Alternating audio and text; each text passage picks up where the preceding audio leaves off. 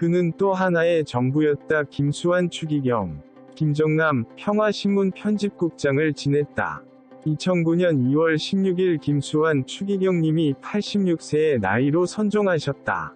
김수환 추기경이 선종하시고 13년 정도의 세월이 흘렀지만 대한민국은 여전히 힘든 세상을 살고 있다. 이 글은 2009년 공동선 5-6월호에 실린 것이다. 장문이지만 천천히 들어보시길 권한다. 지난 2월 15일 밤에 잘 꾸지 않던 꿈을 꾸었다. 무슨 모임이었는지는 모르지만 내가 어떤 사람들 속에 끼어 있는데 김수환 추기경이 조용히 웃는 모습으로 나타났다. 별다른 대화도 나누지 않았는데 그 천진하게 웃던 모습만이 머릿속에 남았다. 깨고 나서 오늘은 필경 좋지 않은 소식을 듣는 것이 아닐까 이상한 예감이 들었다. 그날 집에 돌아오고 나서 6시 반쯤 언론사로부터 추모사 원고 청탁과 함께 추기경이 방금 돌아가셨다는 소식을 들었다. 작년 9월 1일 병석에 누워 지낸 지 여러 날 되는데다가 간간히 병환이 침중하다는 얘기를 들으면서 어쩐지 이번에는 일을 당하고야 말 것 같은 불길한 느낌이 떠나지 않았다.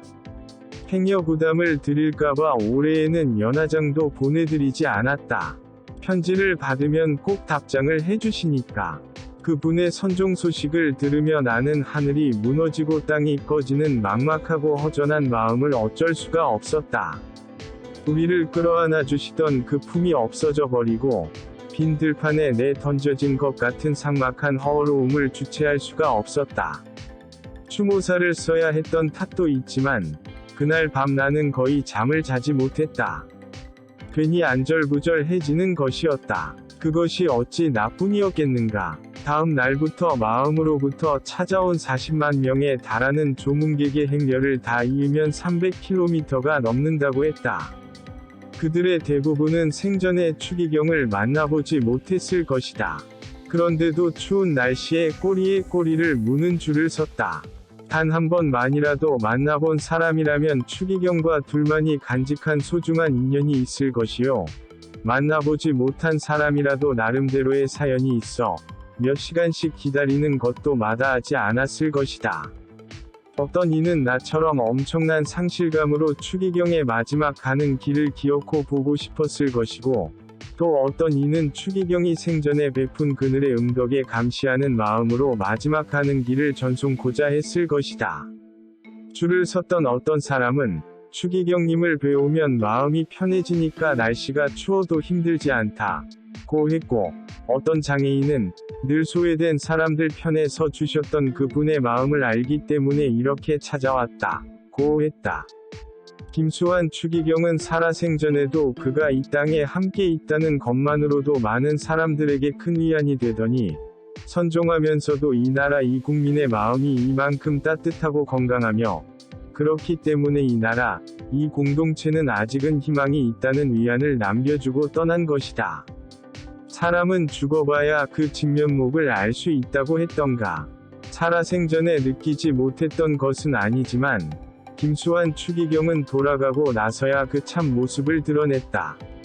사실 온갖 찬사로도 그가 가졌던 인품과 세상에 끼친 따뜻한 음덕을 다 말할 수는 없을 것이다.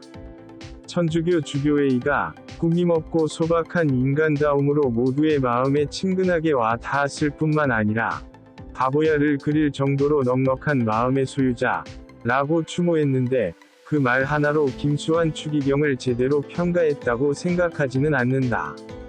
종교 지도자로서의 김수환 추기경, 인간 김수환 추기경이 있을 것이다. 그러나 가톨릭교회 속의 김수환 추기경에 앞서 그는 국민 속의 김수환 추기경이었다고 말하고 싶다. 동시대를 살았던 국민들에게 과연 김수환 추기경은 무엇이었는가? 나는 김수환 추기경은 1970년에서 80년대 대한민국 국민에게 있어 또 하나의 정부였다고 말하고 싶다.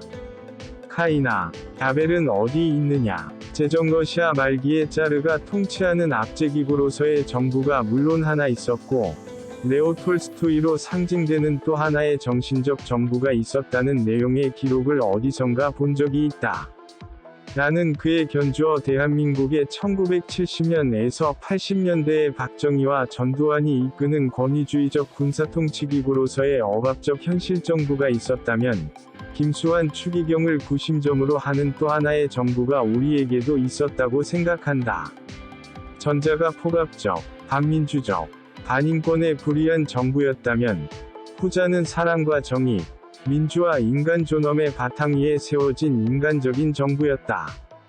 실제로는 없었지만, 정신적으로는 우리 국민의 마음속에 존재했던 우리들의 정부였다고 말할 수 있다. 몇 년 전 가톨릭 여학생관 50주년 행사장에서였다. 추기경이 당신이 무엇 하나 이루어낸 것 없이 속절없이 늙어가고 있다고 한탄하는 소리를 듣고, 나는 추기경에게 당신은 우리 국민에게 또 하나의 정부였고, 지금도 국민의 가슴속에는 여전히 당신이 우리들의 정부로 각인되어 있다고 말씀드린 적이 있었다. 그러길래 갈 길을 몰라 국정이 방황할 때면 어김없이 당신의 입에서 무슨 말이 나올까를 기다리는 것이 아니겠느냐고 했다. 그때 추기경은 그런 표현을 처음 들어봤는지 어안이 벙벙한 표정이었다. 그 다음 번에 만났을 때 추기경은 내게 정부라면 힘이 있어야 하는데 내게 무슨 힘이 있어서 내가 정부가 될 수 있었느냐면서 말도 되지 않는 소리 하지도 말라는 것이었다. 그러나 나는 김수환 추기경이야말로 1970년에서 80년대 우리 국민이 군사독재의 억압 속에 있을 때 우리들 국민의 마음속에 존재했던 정신적 정부였다고 거듭 말하고 싶다. 김수환 추기경이 또 하나의 정부로 느껴지게 한 결정적인 계기가 나는 1987년 위 6월 항쟁 기간이었다고 생각한다. 과연 그는 그때 또 하나의 정부였고, 그 역할을 훌륭하게 수행했다.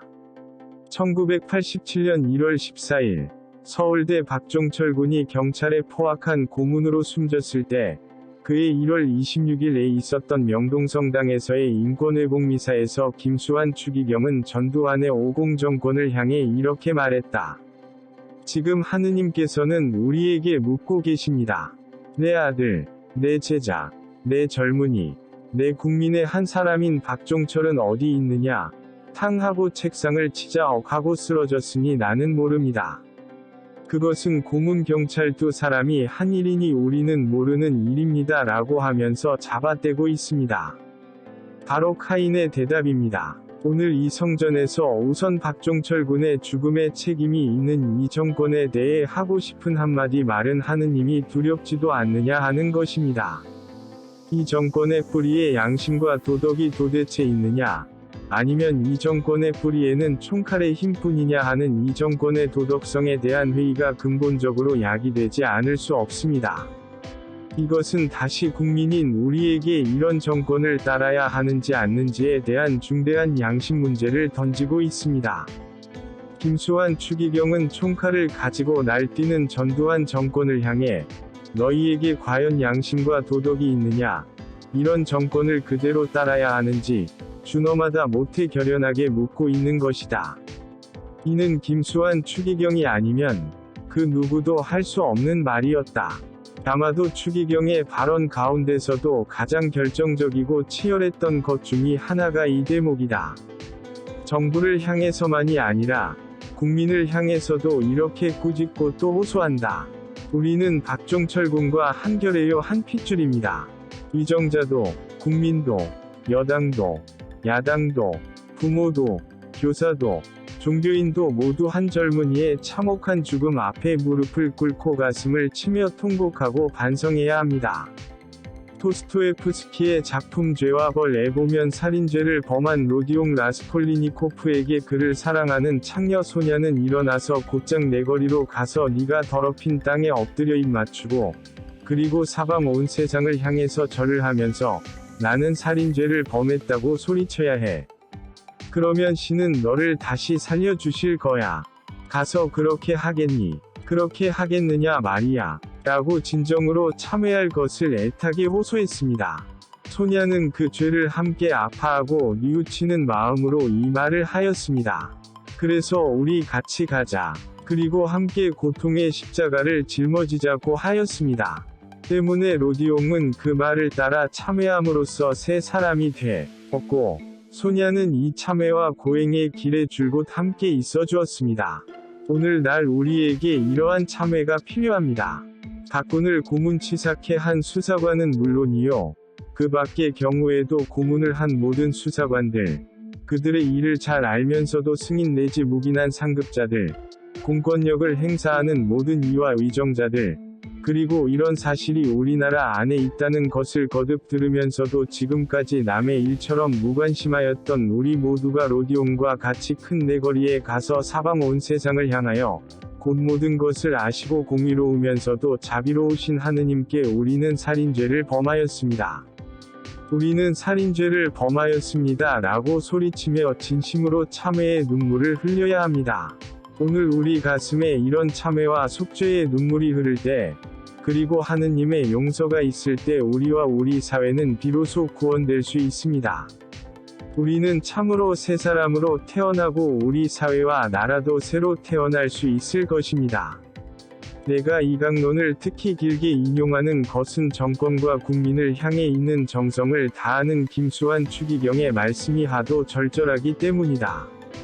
김수환 추기경의 면모가 야교하기 때문이다. 더 나아가서는 추기경의 강론이나 말씀은 어느 한쪽을 일방적으로 단죄하는 것이 아니라 성심을 다하여 그 뜻, 정의와 사랑을 전하고자 하는 것이다. 김수환 추기경의 말은 하도 절실하고 국진해서 누구라도 그 말을 탓할 수가 없게 하고 또 거역할 수 없게 하는 것이다. 그만큼 듣는 사람의 심금을 울리는 것이다. 그렇기 때문에 김수환 추기경의 강론 준비는 언제나 손수상당한 시간 공을 들여서 작성된다. 또 말씀 지체는 하느님이 두렵지 않느냐, 이 정권의 뿌리에 도대체 양심과 도덕이 있느냐고 아프게 묻지만, 추기경 말은 결코 투쟁적으로 들리지 않는 이상한 마력이 있다. 반대편 사람들도 경청하게 하는 힘이 있었다. 그리하여 많은 사람들로 하여금 추기경의 그늘, 추기경의 날개 밑이 따뜻하고 편하게 느끼게 하였던 것이다. 6월 항쟁의 버팀목, 박종철 군의 죽음을 민주재단에 바친다는 제목의 이 강론은 박종철 군이 고문에 의해 치안본부 대공분실에서 숨졌다는 사실만이 밝혀진 상태에서 나온 것이었다. 아직 박종철 군 고문치사 사건이 오공정권에 의해 축소, 은폐, 조작한 사실이 드러나기 전이 일이었다. 추기경에게는 박종철 군의 죽음 자체만으로도 충격이 컸던 것이다. 그해 5월 18일, 오공정권이 박종철 군의 죽음을 축소, 은폐, 조작한 사실이 밝혀졌을 때 세상 사람들을 다시 한번 경악했다. 김수환 추기경의 강론 제목처럼 과연 박종철 군의 죽음은 이 나라 민주재단에 바쳐진다. 그것이 6월 항쟁으로 나타나는 것이다. 매우 공교롭게도 1987년 5월 18일 오후 6시 30분에 명동성당에서 열린 광주민주항쟁 제7주기 미사를 집전 강론한 것도 김수환 추기경이었다.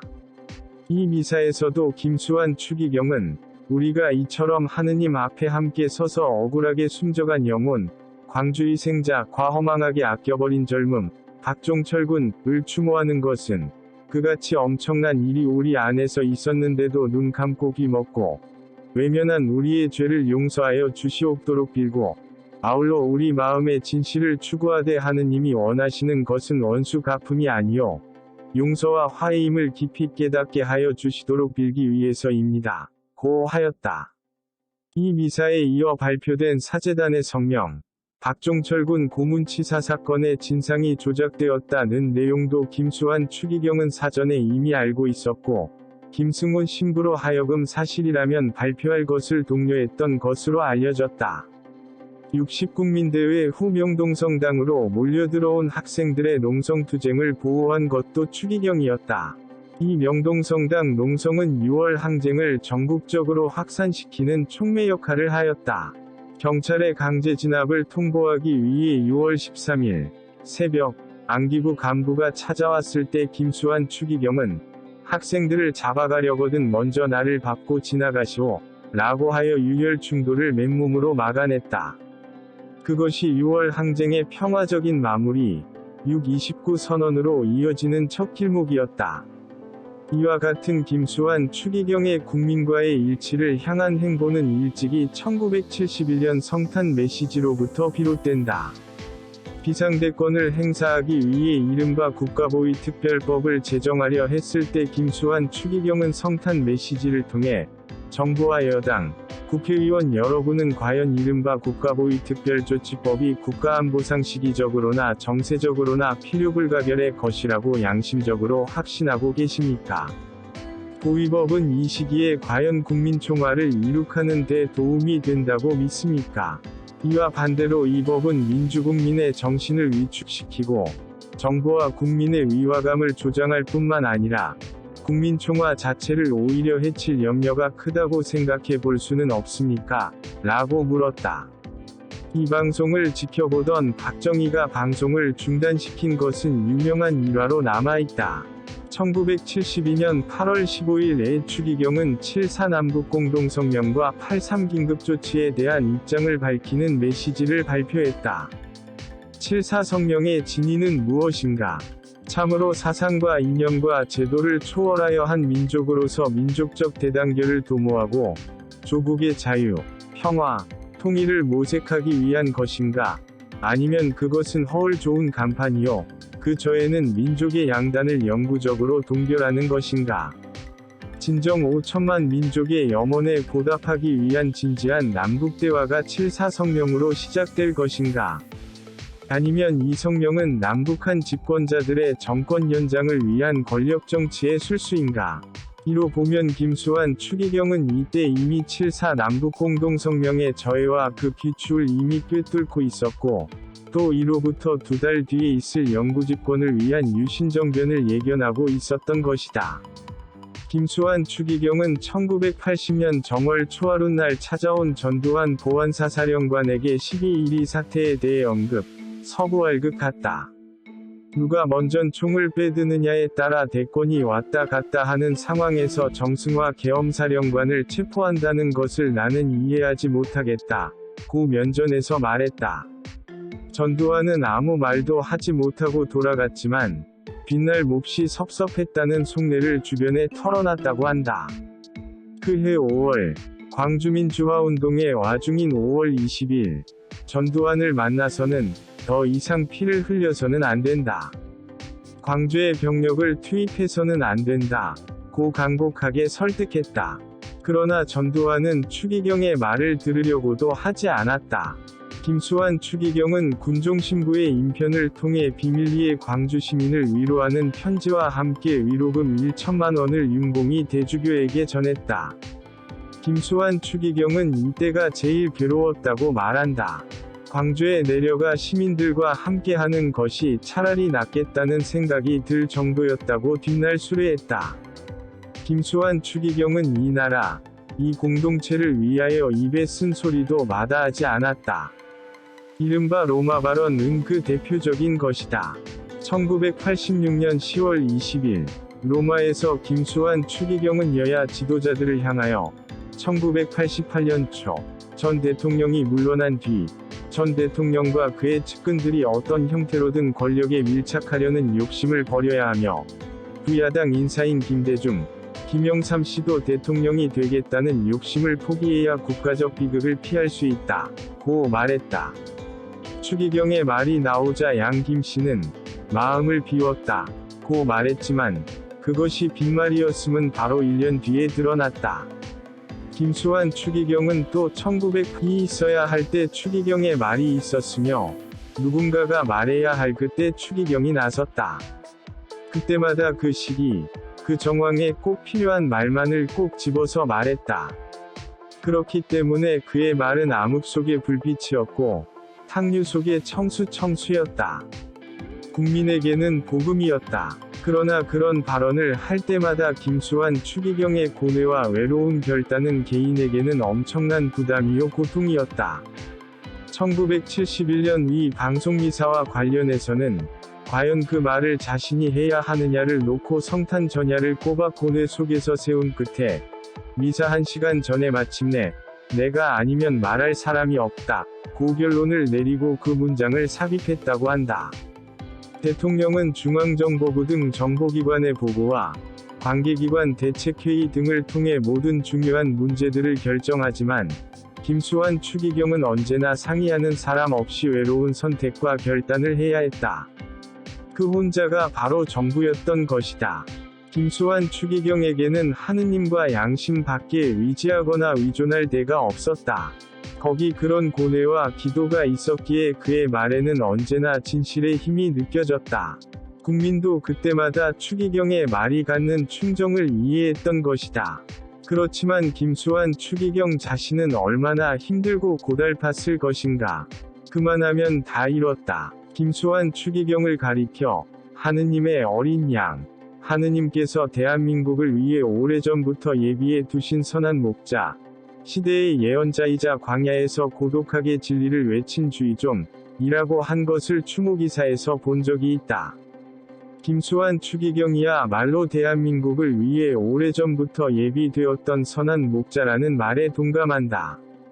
과연 그는 대한민국을 위해, 대한민국의 천주교회를 위해 예비되어진 목자였다. 그러나 지나놓고 보니까 그랬다는 것이지. 그 과정이 그렇게 순탄하였던 것은 결코 아니다. 그는 순교자의 집안에서 태어났다. 할아버지 금보현가 순교자였고 아버지가 순교자의 유복자로 태어났지만 나는 추기경이 자신이 순교자의 후손임을 내세우는 것을 보지 못했다. 아버지와 어머니가 옹기장수의 행상으로 독실한 가톨릭 집안이었음에도 불구하고 김수환 추기경은 학교를 졸업하면 일본인 가게에서 장사하는 일을 배워 자영업을 꾸리고 30세가 되면 어머니에게 인삼을 사드리겠다는 소박한 꿈을 가진 소년이었다. 그 소년을 신부의 길로 이끈 것은 순교자 집안의 피가 아니라 그 어머니의 정성 어린 뒷받침과 간절한 소망 때문이었다. 김추기경은 몇 번씩이나 주어진 궤도로부터의 일탈을 모색했지만 그것들이 신부가 되는 것으로부터 끝내 벗어나게 하지는 못했다. 하늘의 그물은 성기여서 엉성해 보이지만 결코 하나도 놓치지 않는다. 천망회회소 이부실는 노자의 말처럼 신부가 되는 것은 하늘의 뜻으로 어쩌면 그의 타고난 숙명이었는지 모른다. 전형연기 나는 여염집을 동경하였던 것은 한때의 센티멘털리즘 또는 로맨티즘이었을 뿐 신부로 가는 예정된 길을 방해하진 못했다. 김수환 추기경이 그의 팔순 및 사제서품 50주년 기념사에서 말한 것처럼 몇 번이고 그만두고 싶을 때가 있었다. 그런데도 하느님께서 발목을 놓아주지 않으신 것을 보면 성직자의 길은 이미 정해진 운명이었고 결국 하느님 뜻대로 하소서 하고 받아들일 수밖에 없었다. 법정은 기독교인 가운데는 하느님을 말하는 사람과 하느님을 느끼게 하는 이가 있는데 추기경은 하느님을 말하는 쪽이기보다는 하느님을 느끼게 하는 쪽이었다고 말한다. 김수환 추기경을 가까이서 만나본 사람이라면 법정의 이 말에 공감할 것이다. 1951년 9월 사제서품을 받은 김수환 추기경은 안동본당에서 사제의 첫 발을 내딛는다. 그는 첫 임지인 안동에서 영혼은 물론 가난까지 구제하겠다는 젊은 신부다운 결의로 미국 주교회의에서 보내오는 구호금을 타오는 등 사제의 열정을 불태웠다. 김천으로 옮겨서는 사목과 함께 학교를 운영하는 교육활동에도 열정적이었다. 김수환 추기경은 일선에서 사목활동을 할 수 있었던 이때를 가장 행복했던 시절로 회고했다. 사제가 될 때 그가 택한 성경구절은 시편 51편, 주여, 이 죄인을 불쌍히 여기소서, 였다. 그러나 그의 사제 생활은 독일 유학으로 새로운 전기를 맞는다. 그는 독일 유학 과정에서 회푸너 교수 신부 밑에 들어가 기독교 사회학을 공부했는데, 여기서 인간의 존엄성을 바탕으로 한 인간 이해, 인간 상호 간의 유대, 그리스도교 관점에서 본 인간관, 사회관, 국가관을 정립하게 되는 것이다. 이때 그는 우리에게 무엇보다 중요한 것은 인간과 생명 존중의 가치관이라는 것을 깊이 깨닫는다. 하느님은 인간을 직접 만드시고 극진히 사랑하여 누구도 침범할 수 없는 인간의 권리와 생명은 천부적이라는 그리스도적 인간관과 사회관을 확립하는 것이다. 이 같은 신념은 그 이후 추기경의 사상과 활동에 있어 핵심적 중추를 이루는 것이다. 7년 동안 독일 유학을 했지만 학위는 타지 못했다. 만약 학위를 땄다면 김수환 추기경의 일생은 달라졌을 것이다. 학위를 하지 못한 것은 서구 문물에 대한 광범위한 호기심, 그리고 당시 독일에 나와 있던 광부와 간호사들의 상담에 응하는 등 공부에 전념하지 못한 탓이라는 것이 정설이다. 그러나 그의 독일 유학 기간의 인간 존중의 서구 문명에 대한 체험과 특히 교황 요한 23세가 주도하고 있었던 제2차 바티칸 공의회 분위기를 가까이에서 접할 수 있었던 것은 그 무엇보다도 큰 소득이었다. 1960년대 중반에 귀국한 김수환 추기경은 가톨릭 15사 사장의 일을 맡아서 당시 로마에서 열리던 공의회 소식을 밤새워 번역해 국내에 알리는 일에 열심하였다. 김수환 추기경은 이때가 가장 보람찬 기간으로서 이때 썼던 글을 스스로도 몹시 대견해했다. 당시 공의회는 세계교회를 쇄신시키는 큰 정기였기에 밥 먹는 시간마저 아까워하며 그는 이랬다. 그는 이 과정에서 천주교회가 사회를 찾아가는 자세를 가질 것과 특히 사제들이 사회 속의 현실 문제와 인간 생활의 조건 등을 스스로 피부로 느껴야 한다고 주장했다. 한국에서 누구보다 빨리 제2차 바티칸 공의회를 몸으로 받아들였고, 그것을 한국교회에 알리는 일에 솔선했던 것이다. 제2차 바티칸 공의회를 떠나서 김수환 추기경을 이해할 수 없다. 김수환 추기경의 사목활동은 제2차 바티칸의 정신과 그 가르침에 철저하게 밑받침되고 있는 것이다. 1966년 마상교구장이 되어서는 제2차 바티칸 공의회의 정신에 따라 교회 안에서 모든 사람은 그 품위에 있어서 사제나 평신도의 차이가 없이 모두 같다는 전제 위에서 신자강습회를 열고 사제와 평신도와의 대화를 모색해 나갔다. 1967년부터는 가톨릭 노동청년회 활동에 관여, 총재주교로서 강화도 신도직물 사건, 가톨릭 노동청년회의 노조활동을 용공으로 몰아간 사건에 대해 주교단이 사회정의와 권위공호를 위한 성명을 발표하는 데 주도적인 역할을 했다. 그 내용은 교회는 그리스도교적 사회정의를 가르칠 권리와 의무를 가졌으며 노동조합의 기능은 반공을 국시의 제일로 하는 나라의 힘이요 자랑이며 인간의 기본권은 어떤 이유를 막론하고 수호되어야 하기에 주교들은 부당한 노사관계를 개선하는 데 적극 노력할 것 등 7개 항에 걸쳐 교회의 견해를 표명했다. 이는 김수환 추기경 개인으로서는 물론 한국 천주교회의 자세 변화를 알리는 주목할 사건이라 할 수 있다. 제2차 바티칸 공의회의 영향을 받은 최초의 문건이 바로 이때의 주교단 성명이었다. 1968년 김수환 추기경은 서울대교구의 대주교가 되는데 이때의 사목표어가 너희와 모든 일을 위하여였고, 서울대교구장 취임 인사말에서 교회의 높은 담을 헐고 사회 속에 교회를 심어야 한다. 는 회심의 발언을 한다. 세계주교대위원회에 나가서는 교회는 자신이 관련된 문제에 대해서는 민감하지만 다른 이웃 형제들의 문제들에 대해서는 외면하는 것이 문제라는 발언도 한다. 과연 이때부터 김수환 추기경은 가난이 제 탓만이 아닌 사람들, 불의에 짓밟히면서도 호소할 데 없는 사람들, 저 짐에 눌려 신음하는 사람들 위 어머니와 교사의 길로 나아가는 것이다. 그러나 그 길은 곧 엄청난 고뇌와 시련의 길이기도 했다. 먼저 정치 권력과의 갈등과 대립이 불가피했다. 1974년 7월, 지학순 주교가 연행, 구속되는 사태가 발생했다. 교회의 높은 담을 먼저 뛰어넘어 들어온 것은 국가 권력이었다. 김수환 추경은 한국천주교회의 수장으로서 한편으로는 정치 권력에 맞서 교회를 보호하면서 다른 한편으로는 제2차 바티칸 공의회 정신에 따라 교회의 쇄신과 화해를 모색해야 했다. 김수환 추기경이 그 무력 강론이나 강연을 통해 특히 자주 인용했던 성경구절에는 마테오 복음 제5장 진복 8단이 있다.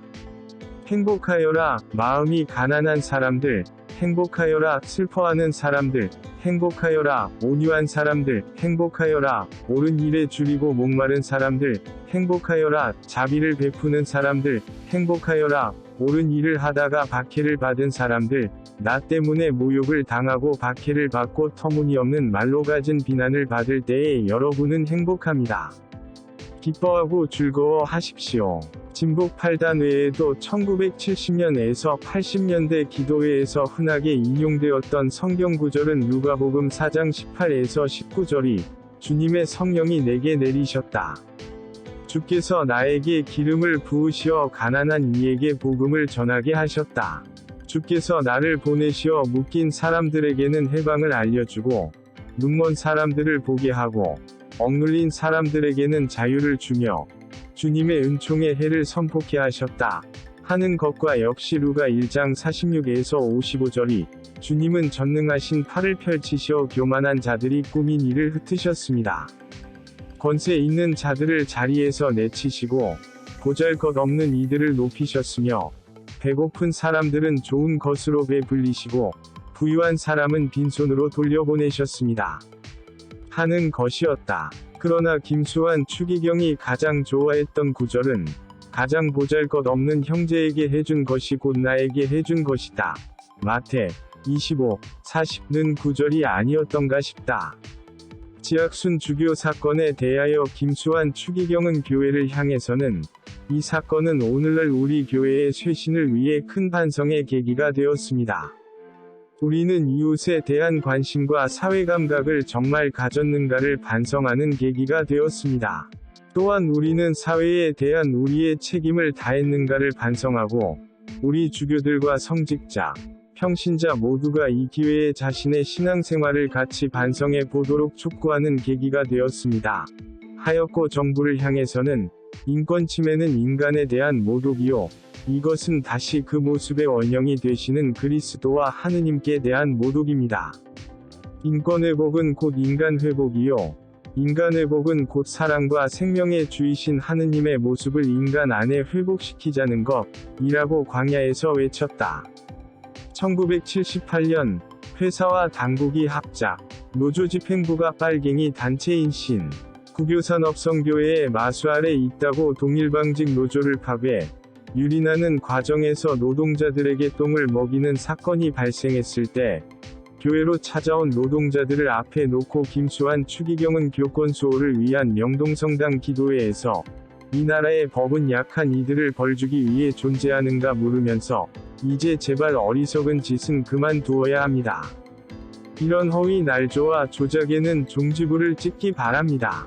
우리는 지금까지 자중하고 인내해 왔습니다. 그러나 이 짓이 계속된다면 더 이상 묵과할 수 없습니다. 여러분들은 이번 사건에 희생이 된 여성 노동자들을 살리십시오. 여러분이 살리지 않으면 그것은 실제로 여러분의 손으로 이들을 죽이는 것과 같습니다. 이들을 살리는 길이 여러분이 또한 사는 길이요. 우리 모두가 사는 길입니다. 하면서 동일방직 노동자들과 이름을 같이 했다. 1979년 오원춘 사건 때는 그해 8월 6일에 있었던 기도회 강론에서 현장 교회의 순환과 아픔을 우리 모두의 것으로 받아들이지 않으면 안 된다. 진실이 거짓이 되고 거짓이 진실로 둔갑되는 현실이 개탄스럽지만 교회는 진실을 밝히기 위해 많은 순환을 당해왔다. 그러나 교회는 언제나 다시 부활한다. 면서 교회에 대한 온갖 음해의 위연이 맞섰다. 1982년 위 부산미문화원 방화 사건 때 최기식 신부가 범인은닉 혐의로 구속된 데 대해 교회로 찾아온 어린 양을 보호해 주는 것은 사제의 당연한 본분이자 의무라고 하여 교회에 대한 박해의 시련을 정면으로 헤쳐나갔다. 이때의 시련은 박해 시대 이후 가장 혹독한 것이었다.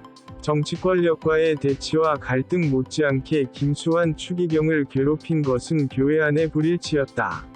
1968년 서울대주교로 부임해 왔을 때 이미 교회 안에는 김수환 추기경을 불신, 배척하는 기운이 태동하고 있었다. 제2차 바티칸 공의회 정신을 구현하기 위해 교회의 쇄신을 두려워하는 것은 교회 사상 전무후무한 일이 될 것이다. 1968년 로마의 성 베드로 성당에서 이미 복자품에 올라있던 79위에 이어 24위의 병인 순교복자들이 복자품에 오르는 시복식에서 김수환 추기경이 주례를 그리고 안동교구의 두봉주교가 복음 낭독을 했다. 그때 낭독된 복음이 진부 8단이었다. 시성에는 기적이 일어나고 그것이 교황청에 의해 공식적으로 확인되어야 한다. 그러나 그것을 입증할 길이 없었다. 이때 김수환 추기경이 쓴 시성청원서가 결정적인 역할을 했다고 나는 들었다. 목숨을 버리면서까지 신앙을 증거한 신앙선조들 가운데서 왜 기적이 일어나지 않았겠습니까? 다만 그것을 증명하지 못할 따름입니다. 그러나 순교자들로 인한 기적은 지금도 계속되고 있습니다. 100여 년에 걸친 박해의 잿더미에서 교회가 다시 일어서고 복음이 퍼져나가 한 해 영세자가 10만 명에 달하는 그것이 기적이 아니고 무엇이겠습니까? 1984년 5월 요한 바오로 2세가 집전한 103위 시성식은 이러한 김수환 추기경의 노력 끝에 나온 또 하나의 기적이었다. 김수환 추기경은 또한 한국교회를 세계 속의 교회로 키워냈다. 1973년 상설협의기구로서 아시아 주교회의 연합회를 창설하는 데 주도적인 역할을 했다. 김수환 추기경은 제2차 바티칸 공의회의 정신을 가장 훌륭히 실천한 인물의 한 사람으로 세계적인 평가를 받고 있었다.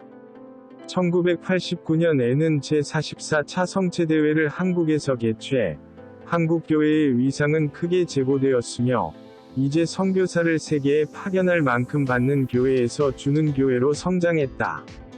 또한 북한 사목에 대한 관심을 높인 것도 김수환 추기경이었다. 1965년 이래 6.25 다음 주일을 침묵의 교회를 위한 기도의 날로 제정하여 북한교회를 다만 기억해 오기만 했지만 김수환 추기경은 1970년 북한에 사목 방문을 하고 싶다는 의사를 표명, 교회의 전통적인 반공주의를 재검토하는 계기를 마련했다. 서울대교구의 관할구역이 휴전선 넘어 황해도까지 포괄하는 데다가 평양교구 장서리까지 겸임하던 추기경은 매번 미사 집전 끝에 강복을 줄 때 3번 십자가를 그으면서 그 가운데 하나를 언제나 의식적으로 북한 동포를 위하여 행했다. 그러한 강복을 통하여 그리스도 안에서 그 자신을 북한의 형제들과 일치시킬 수 있게 되기를 희망한 것이었다. 1992년에는 침묵의 교회를 위한 기도의 날을 민족의 화해와 일치를 위한 기도의 날로 바꾸었고, 1995년에는 교회 안에 민족화해위원회, 통일사목위원회, 민족화해 특별위원회를 두게 되었다. 그의 김수환 추기경은 민족의 화해와 일치를 위한 85 메시지를 발표하는데, 그 내용은 북한 동포독기 운동 등 남북 통일에는 민족 내부의 화해가 그 바탕이 되어야 한다는 것이었다. 앞서 말한 것처럼 김수환 추기경이 사제로서 갖는 관심의 초점은 하느님의 모상대로 창조되어진 인간의 존엄성에 있었다. 따라서 1990년대에 들어오면서 김수환 추기경의 관심은 민주화의 차원을 넘어 인간화로 확대된다. 그것은 1989년 세계성체대회를 준비하면서 시작한 한마음 한몸 운동으로 구체적인 실천을 동반하기 시작한다. 장기기증, 헌혈, 입양, 위지할 곳 없는 노인에 대한 관심 등 신자들이 자기가 놓여있는 삶의 자리에서 나눔을 실천함으로써 사회의